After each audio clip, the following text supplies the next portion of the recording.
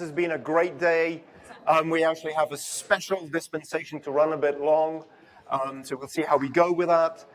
We are actually trying something new in this session. We're going to have a debate.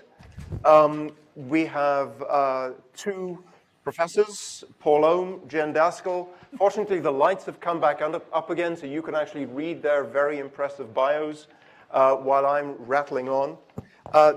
We are going to have an abbreviated debate. There is a proposition, that is the proposition up there. Let's just step, it was interesting the conversation we had this morning, particularly the first panel before lunch. There was a lot of talk about the openness of the internet and competition and so on. There was actually no explicit talk about interconnection.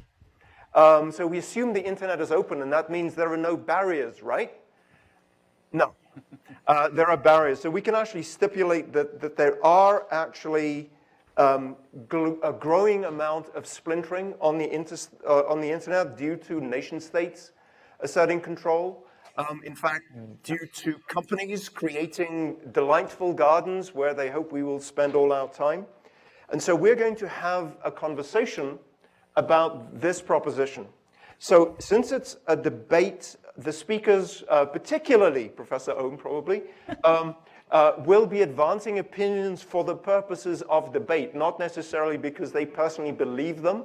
And so I've asked both speakers to feel free to be as provocative as they can. And you never should ask me to do that. So. Yeah, with Paul, you don't need to ask him, That's right? a problem. But we're going to talk broadly about this. But in order to try and have a Oxford sort of debate, what we're going to do is we're going to start with a poll. So we want you to vote to get your opinion on that proposition. We need to protect strong national borders on the internet. We want you to vote agree or disagree. There are two ways to do this. Go to that URL, and hopefully it'll actually stay up there until the end of this session and be available. Well, it will be. That was just a pointer about digital vellum. Go to that web page, and you will be able to vote. If you don't have a browser, text Silicon Flatty 264 to that number. That you'll get a text back to allow you to join. And then just text an A to agree or a B to disagree. We are currently taking your votes. You'll get a text back that says, when you're finished, type in leave. Do not do that yet, because we are going to have a second poll at the end of the debate.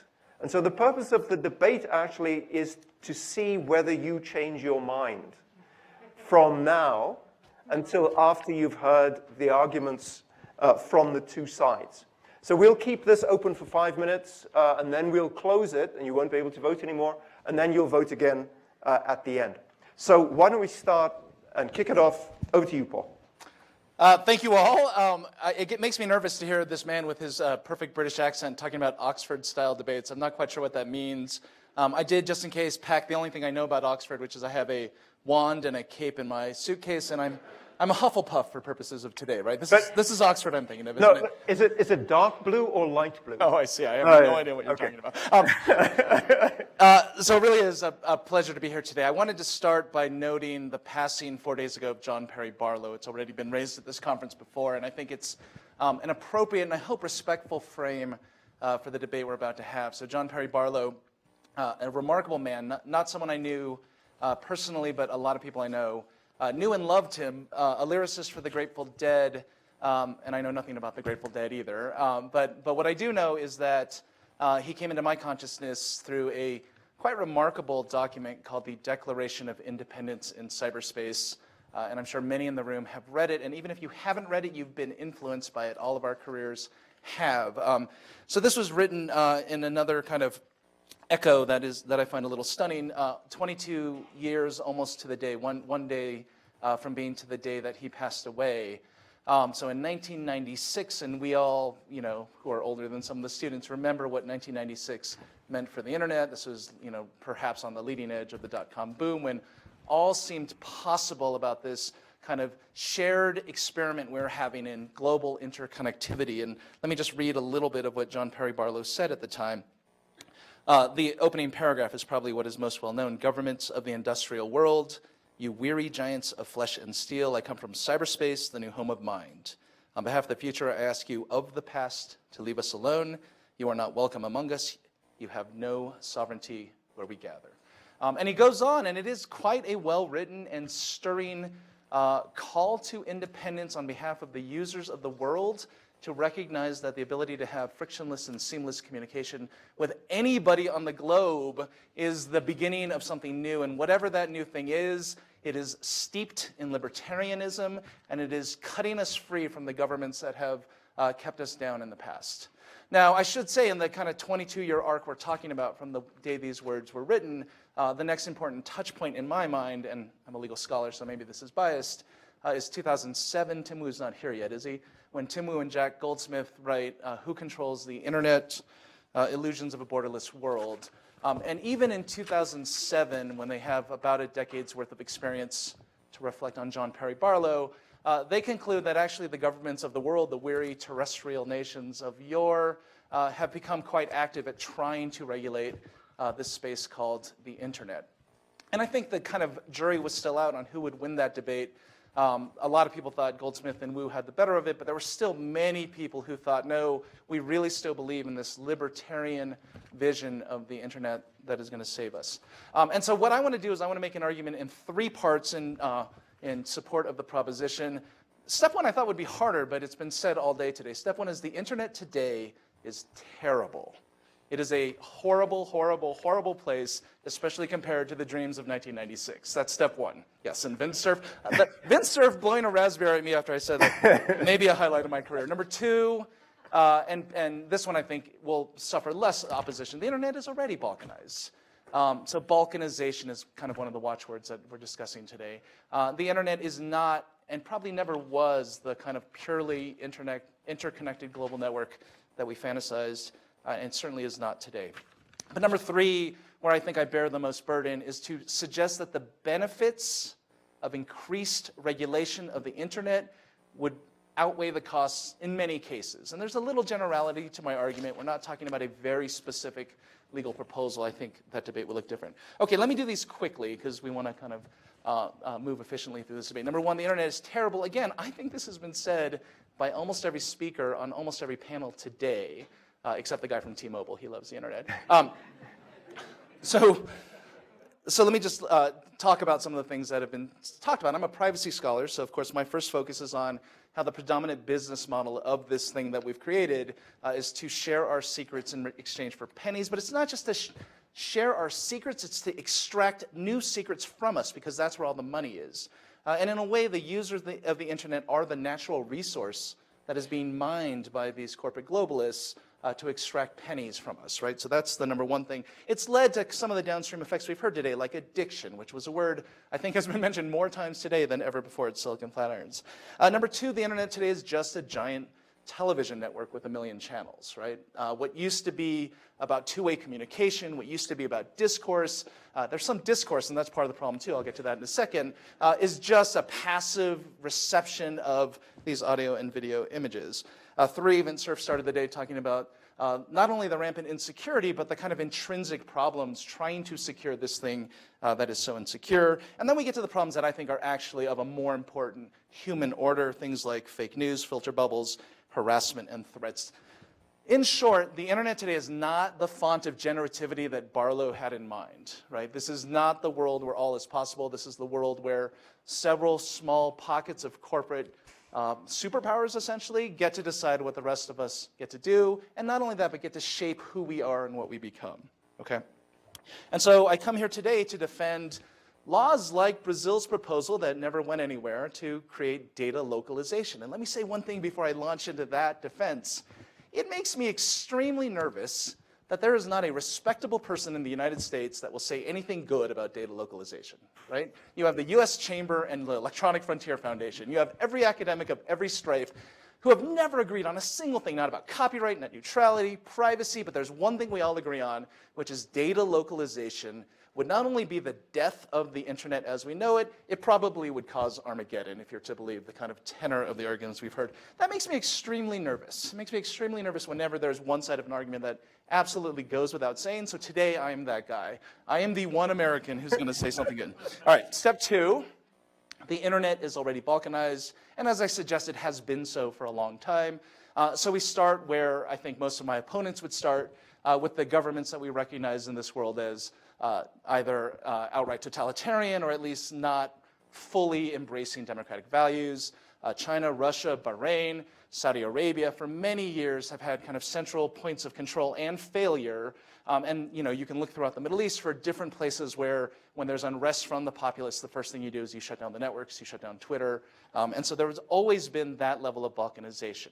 But depending on how you define balkanization, it's not just the undemocratic or less democratic countries. So in France and throughout Europe, there is this right of erasure, or right to be forgotten, which means that there are capabilities that French citizens and other European citizens have that we as Americans do not enjoy.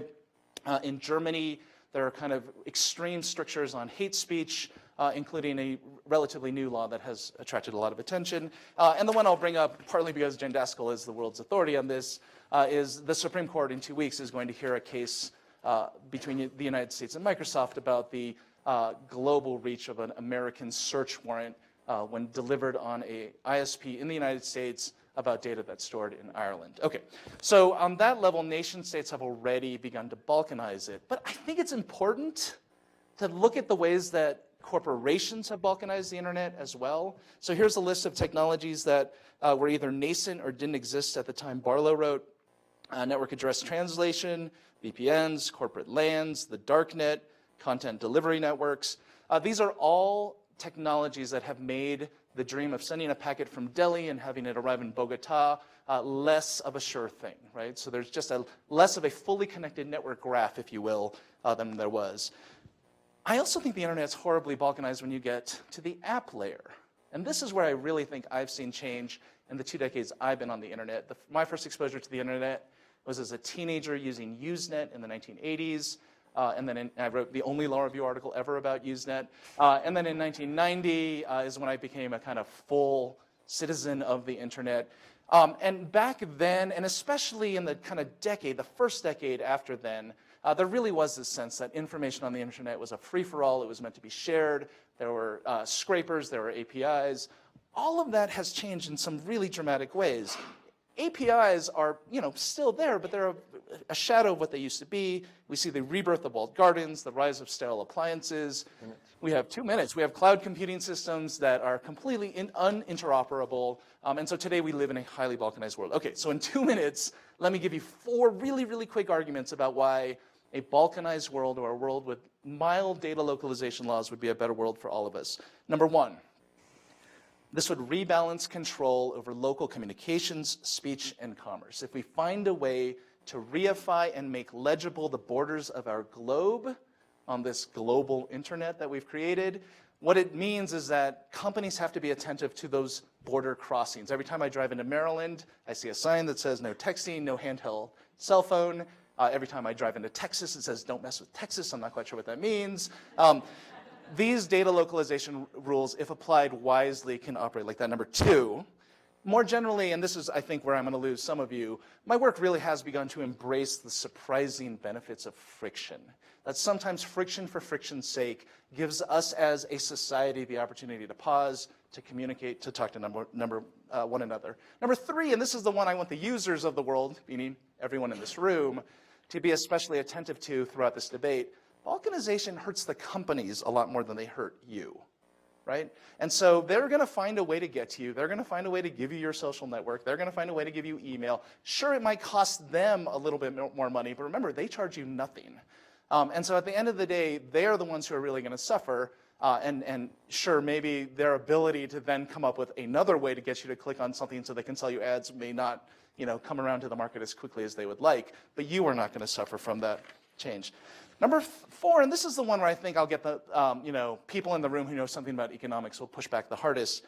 Balkanization might actually be better for competition. There's this kind of persistent idea that if all the countries of the world required data localization tomorrow, the only companies that could afford to do it would be Google, Apple, Amazon, and some of the other giants, right? I don't think that's true at all. I think even those companies would not be able to move into every country simultaneously. It would take some time. I think some of those companies would choose to leave the bottom half of that list no longer part of their user base. And what happens at that moment? You then have local innovation and local innovators and local technology springing up to kind of challenge the monopolization that we have from the Americans, okay? Also, even in those countries where Google and Amazon and Facebook are forced to build a new data center, they have to hire local people, they have to talk to local manufacturers, they have to get local licensing. Again, my argument at the end of the day rests on the idea that this global libertarian fever dream should come to an end, and instead we should find ways to inject local values, local rules, local respect, and ultimately at the end of the day, a respect for local norms and for our society. And that's it. Thank you very much. So, a rousing defense of jingoism. Yeah. You get to vote the second time as well. Jen, over to you. So he just made my job easy. Thank you, Paul. Oh. Oh. So I'm going to start with a concession, and my concession is that borders do matter. So as much as he was a visionary, I'm not suggesting a return to the utopian Barlow vision of a world in which governments have no sovereignty in cyberspace. It's not the reality, and it's also not the ideal. Territorial governments do assert controls, and they should assert controls. After all, the internet has all kinds of cybersecurity consequences, national security consequences, consequences for the economy. It's where key disputes about speech and privacy and other norms are carried out, and governments have a role and arguably a responsibility in playing a role in all of that. But this is messy. Governments across the globe differ in how they view the answers to each and every one of those questions. They differ in terms of privacy assessments. They differ in terms of their assessment in terms of who should access data according to what substantive and procedural protections and for what purposes. And they differ, as Paul mentioned, in their views of what is and is not protected speech. And so my thesis here is that we need to find a way to respect and manage those differences while also, contrary to Paul, promoting, to the extent possible, an interconnected internet that supports the free flow of data across borders, that resists data localization, and that avoids balkanization, particularly at the protocol layer. So there's a good reason, in my view, that groups like the U.S. Chamber and the ACLU and the EFF all agree on this. They agree probably because they're right. And there's a good reason why it's countries like China in erecting the firewall and Russia in the law that says all of its citizens' personal data has to be stored locally are the ones that are probably amongst the biggest first movers in promoting localization and promoting the kind of segmented, fragmented internet that Paul is defending. It's a means of social control. It's a means of keeping tabs on one's citizens, and it's a means of suppressing dissent. And so I'm going to make three positive arguments in favor of an open and freer internet, not a completely free internet, but economic arguments, rights-based arguments, and security-based arguments. I think all of these will be incredibly familiar to everyone here, so I won't go into major detail, but I will elaborate on them briefly nonetheless. Before I do, I just want to respond to one quick point that Paul made. He made a descriptive claim, which I think is right, which is that the data, the world we live in, is companies fragment the internet. So there's all kinds of borders between private actors, and there's not compatibility between Dropbox and iCloud. And that's true, but I think that's a bit of a red herring for what we're talking about now, which is a different set of problems, which requires a different set of values and potentially a different set of issues. All right, so the economic benefits, I think that there's been tons and tons of reporting and analysis about the benefits of free trade for the economy. International Trade Commission report in 2011 said that digital trade increased U.S. GDP by approximately 4%. The benefits aren't just to the United States. A 2016 McKinsey report says that international data flows increased world GDP by 10% as compared to a world without such flows. And the ability to access data and big data sets across borders spurs innovation. It's critical for a lot of the things that were talked about in panels earlier today. They spur innovation in health, in safety, in educational tools. As one very kind of simplistic example, it's very hard to have a up-to-date, effective language translation product without access to large volumes of foreign language content, which also involves the moving and accessing of data across borders. But there's also many more kind of meaningful applications and reasons why we want to encourage and promote the access to big data sets and the exchange of data across the borders for health and safety reasons as well. And I'm not at all persuaded by the arguments that Paul made at the end, the economic arguments in favor of closing borders and to support an effort to support local companies. I think he's right that in some cases, for some of the smaller economies that the major multinational companies are not interested in, it will allow for some local companies to have some at least temporary local advantage. But it also, in all of the big major markets, it ossifies the advantages to the major multinational companies, and everybody wants to compete in the same big markets, and they will be able to, and they do manage the different regulations and the different requirements across borders. And at time, the result will, I think, over time, be to entrench the dominance of the big giants rather than having sort of meaningful competition on a very global scale. All right, so that's the economic arguments. The social and rights-related arguments, I've already mentioned them. Local controls are, more often than not, used as a means of stifling dissent, of restricting free speech, of asserting various forms of authoritarian control. I think the examples that Paul used, Russia, China, Bahrain, Saudi Arabia, highlight this. The requirements that data is stored locally and restrictions on free flow of communication puts dissidents at risk, it puts human rights defenders at risk. And while we all know that that those who are most technologically savvy and are most motivated can and often do find ways to evade some of these restrictions, the overall effect is one of suppression. And there is a good reason why a free and open internet has long been a pillar of foreign policy, U.S. foreign policy for a long time, as well as the foreign policy of many other major democratic nations. I'll just also want to just mention briefly a claimed justification in favor of data localization. It's not something that Paul mentioned, but you hear it often by foreign governments. And foreign governments often say, we want data localization as a means of protecting our citizens and our residents' data from US surveillance. And I want to highlight that I think that is a huge red herring for two key reasons. First, in most situations, in most cases, foreign governments, domestic rules governing their own intelligence agencies are much more lax, much more permissive, subject to much less oversight than the rules as much as people critique them and as lax as perhaps insufficient as are the rules governing U.S. intelligence authorities. Now, to be sure, people are worried about U.S. intelligence authorities because U.S. intelligence authorities have in many cases, much more capacity than the intelligence agencies in other nations. But the reality is, and this is, I think, something that people often fail to focus on, that the US authorities to survey and to access data overseas are much more lax, much more permissive than the rules that govern the ability of US intelligence agencies to collect data once it's locally held in the United States. 2 minutes. All right. Okay.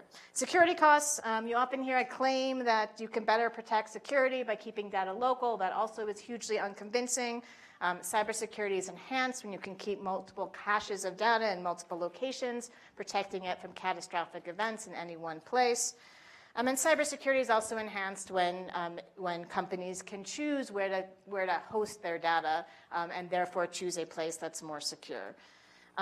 Now, with that as a backdrop, I agree with Paul as a descriptive matter that the trend is one of governments increasingly asserting territorial-based control.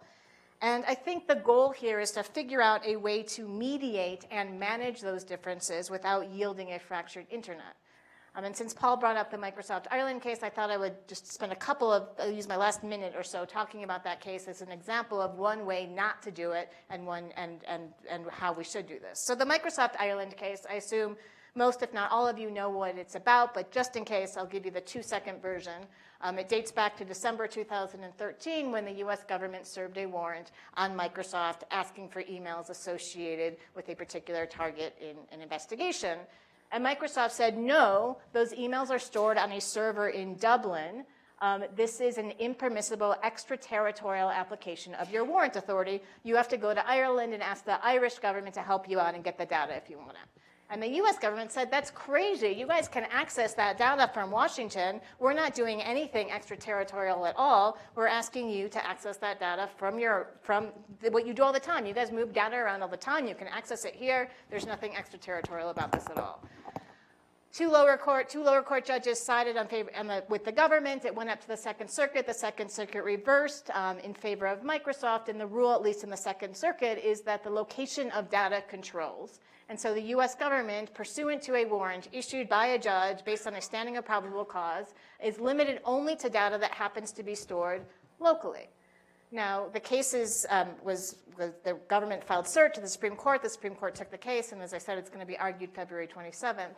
Now, interestingly, and this I think is somewhat ironic, there's been an outpouring of briefs in favor of Microsoft's position from all of those groups that Paul mentioned before that support a free and open internet.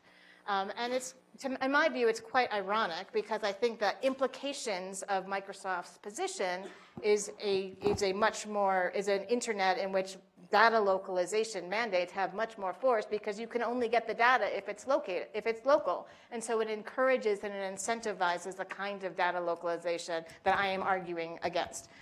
So I think Microsoft's position is quite troubling on a whole host of reasons, that being one of them.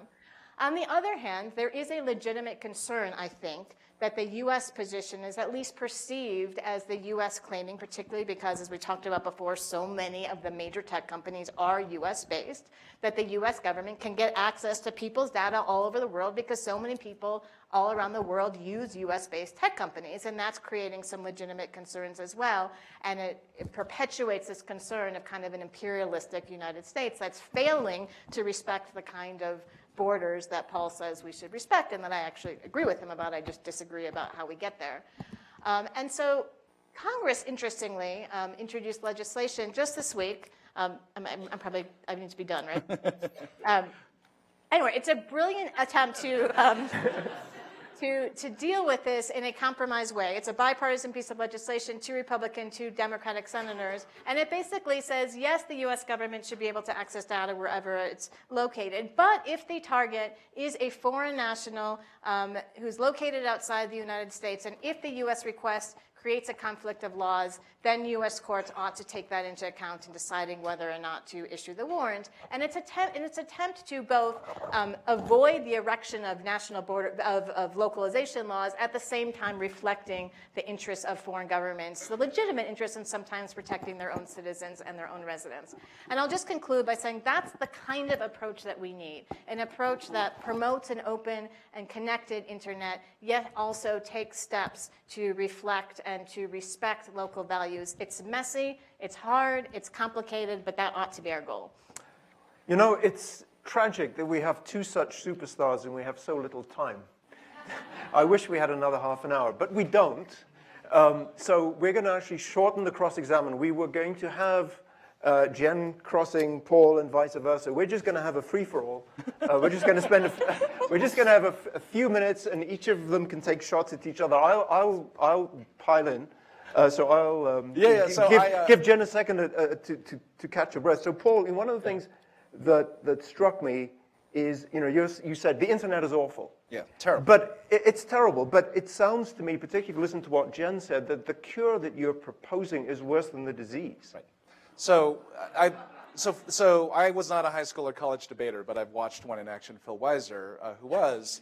And one thing I've noticed about Phil is every time you begin your part of the debate, you say, I have 3 points to make. This is whether or not you have 3 points to make. You think of the third in the middle of the first. Am I right? Yes, Phil is nodding his head.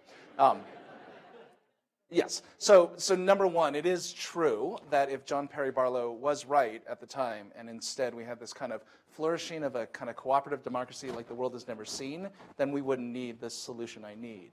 But if you will agree with me with the conclusion that the internet really is terrible, I argue at least that my solution is the least worst alternative out there. I mean, what are our alternatives at the current point? We can stay with the status quo. We can hope that computer scientists can become really good about ethical education, because that seems to be the solution. We could turn to multi-stakeholderism, because that always has turned out so well in the past, right? So it's not like I'm embracing the rush to kind of centralized government command and control regulation because everything else is, gonna work, and I want to do mine more quickly. No, everything else has been tried. It has failed. And when you look at the trend lines of the way the internet is going, it's not to a good place. You want to just, let's go back and forth. Go ahead. I have two other things, but when do we go? Go, I think it'll be more, okay, it'll give you a little more time to think. That was a little harder edge than I meant.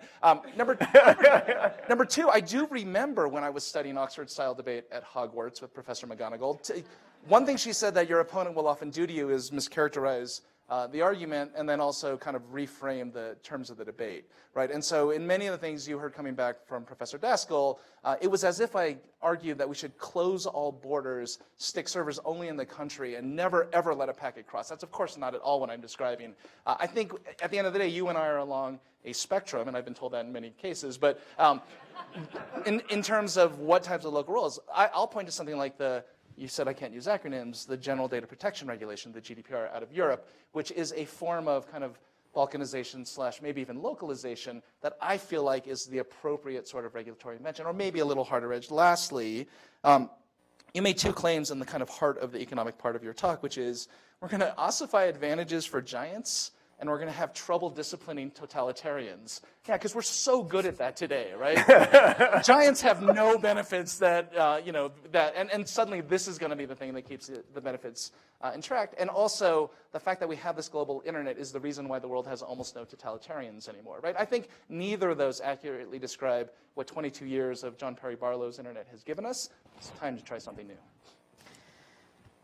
So let me just start with the GDPR point for a second, because I think that's an interesting, I was going to talk about that before, but I think that's an interesting, actually, contrary to what Paul said, I think it's an interesting example of the ways in which an interconnected internet can also respect local value and the promises that this creates in terms of harmonization of rules across different jurisdictions in ways that will hopefully lead to better outcomes going forward. So the General Data Protection Regulation, as you probably, everyone I'm sure here knows, is going into effect in May of 2018. And companies are really, and it has a million different requirements in it, but companies, US companies, and I think companies not just in the US, but all over, are really going through kind of Herculean efforts to engage in some of the requirements that the GDPR requires in terms of privacy mapping and doing the data mapping and doing the kinds of privacy assessments that are required. And they're doing it because obviously the EU is a big market, but they're doing it. I just came back from a conference last week where there were lawyers from big and small tech companies and from a wide array of different industries. And they're doing it not just in a segmented way, just for their EU citizens and EU residents' data. They appear to be doing it, at least from the conversations I had, across their entire systems, partially because at this point they have to do that in order to maybe to segment it out. And maybe the answer is that companies end up responding to the GDPR in a very segmented way. But I think it's leading, on top of that, there were also a number of discussions about the ways in which it's affecting procurement. So companies, when they're thinking about acquiring smaller companies, are demanding that they've done their GDPR assessments. And if they haven't, it's affecting the prices, and it's leading to small startups thinking about this going in. It's a means that the EU is basically asserting its view of privacy rights in a way that's mediated across borders that I think has an opportunity of raising privacy rights for all. And to the extent that we increasingly enact borders and celebrate borders, we eliminate those promises. You know, one of the things that I struggle with, and I guess both of you actually have a nuanced, balanced view of this issue, unfortunately for the purposes of debate. But one of the things, when you say, Jen, it's messy, and the goal is to mediate between all these differences, it makes it hard for me to see how you actually draw lines. Because actually, I've heard this a number of times in the course of the morning, and you actually used the term yourself, the imperialistic US. one of the reasons, it seems to me, why all those parties agreed with everybody except Paul Ohm, it was in all their interests. They're all US companies. Right. So this is actually a form of US cultural imperialism. And I noted that, you know, the paper tiger and the paper bear and the paper camel that you raised were totalitarian regimes that nobody would agree with, but you didn't address the questions of Brazil, Germany, France, etc. So those are good national borders, aren't they?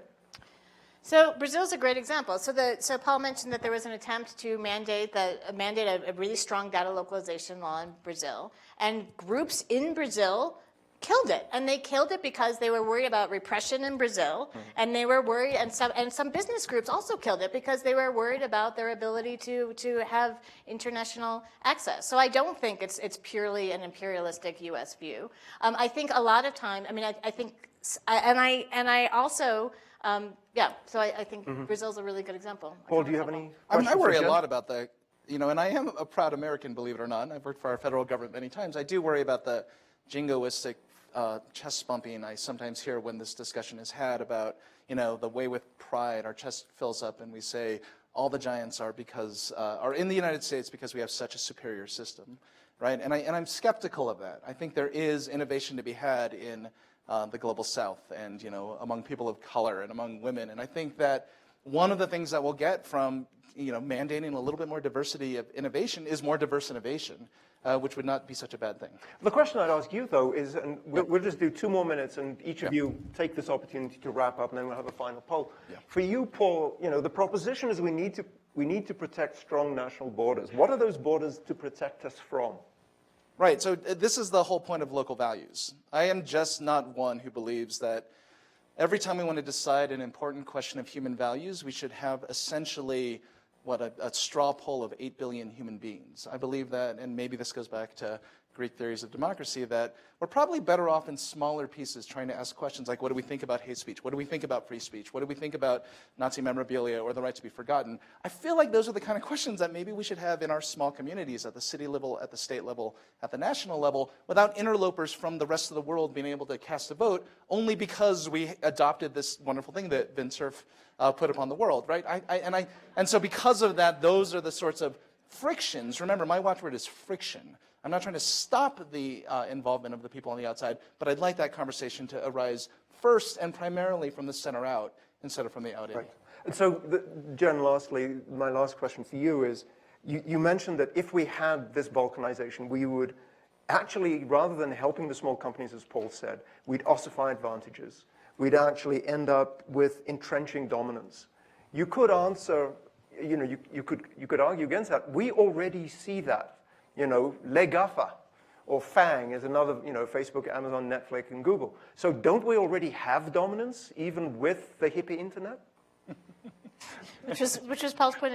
Yes, we do have dominance. I mean, yes, we do have dominance, but I think if we are, so yes, it is the world we live in, where there's a handful of big, major, giant tech companies that have an enormous amount of control. I don't think this is the way to change it, though. So if we are going to change it, I don't think we change it by segmenting the market, because I think, if anything, that's going to price out other competitors from ever being able to compete with them internationally. And I just on the speech issues. So I think Paul and I agree that different local jurisdictions should be able to define what is and what is not protected speech. And again, this goes back to this is messy and this is complicated, but we need to do so in a way that protects, to the extent possible, the open exchange of information. So there are ways to both respect local decisions through filtering tools and geolocation technology that don't lead to hard borders. They lead to soft borders. And I think that's the approach that we need to be pushing forward. Wonderful. So now we will see whether the technology worked.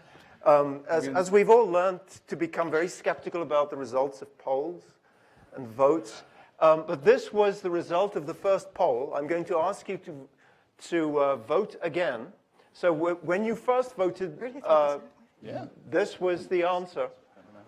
So we had 67% disagree, and we had 33% agree. And do we know N? Is that just 3 people, or is that? Oh, it's 70. Wow. I will point out that I think both of us said that if you like the GDPR, vote for us. So no one is going to vote for either of us. I think is what we've So this was the disagree 67. So here is the poll again. Please go back to the web page, or if you're using text and you didn't type in leave last time, please type in either A for agree or B for disagree, and we'll give everybody a couple of minutes. And please remember that I'm most known for the pointing out that there's no such thing as anonymous speech online, so I will find you. And actually, I have to say, I'm super amazed that we actually got 70 votes. So that's close wonderful. to everybody That's really in the room. That's not what I was expecting. Yeah, right. Okay. So actually, while you're voting, just think about this. So 67% disagreed with the proposition that we need to protect. We're both surprised. So we're both surprised. We thought it would have been. I thought it'd be more like 90%. Would have been more like 90%, Yeah. right? So, but actually, what's going to be interesting in countdown 30 seconds to see if this changed, because that's really what the conversation I is think about. that 33% were voting on what they expected me to say. So I've already. You've already won. So even if the number goes down, I kind of won. So you should be in politics, You because can't no win if matter you what win the or lose. result, you won. Okay. So hopefully Vanessa has uploaded the data, and let's see what we got. Hey, thank you. Oh, actually, there was a... Sample size, though? To the four of you, I persuaded. Yeah. And the votes are still coming Oh, in. it's changing. Go. Hey. Oh, wow. Academics are never judged ever on merit. This is wonderful, right? This is better than tenure. I love it. So we'll keep that up for a few more minutes, so you can watch that as you sidle out. We look forward to seeing you at the reception. Thank you very much for coming, and look forward to see. So we gotta. We have a point of order, but but is it a point of order? This is a false dichotomy which has been put before you. I overruled. That's not a point of order. That's opinion. Thank you, everybody.